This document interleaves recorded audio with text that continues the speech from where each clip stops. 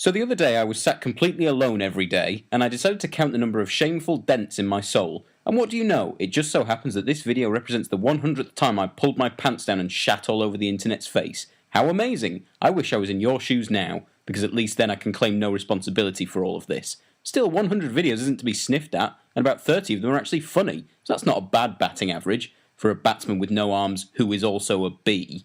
In celebration of this momentous occasion, I thought I'd bookend the first 100 videos by talking about a piece of shitty content that actually deserves disproportionate abuse from a whiny fuck with too much time on his hands.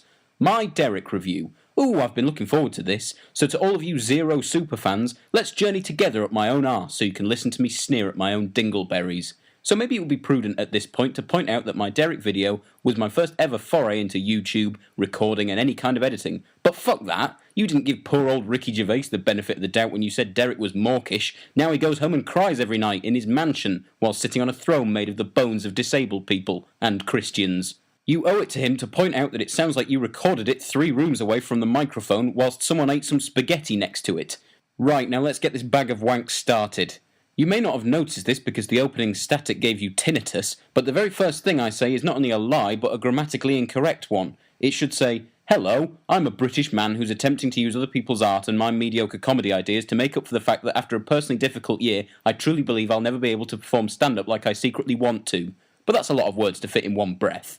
Ooh, what's that? A joke about Americans being fat? Aren't we pushing the comedy envelope? It isn't a funny line unless you have second thoughts about including it. And anyway, isn't it quaint that obesity was the go-to joke for America? How we all wish we could return to those days, now that America is getting fucked through the wallet by a balloon filled with decade-old milk, who'll get a sticker in his good boy book if he goes a year without a sexual assault.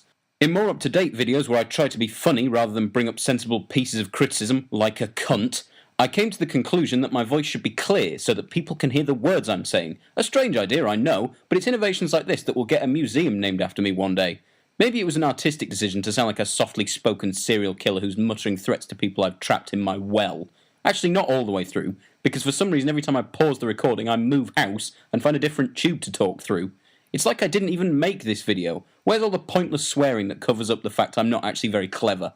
It does have some classic hallmarks that I still use. The editing looks like it was done by a man running late for his appointment at the euthanasia clinic.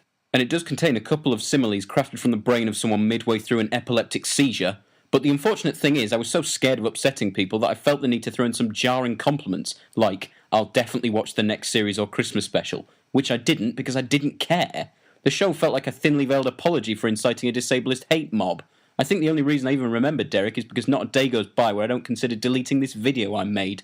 What a lovely warm feeling I'm left with after my 100th video celebrations. I hope you all join me for my 200th video where I just describe every molecule on my face and how it makes me want to be physically sick.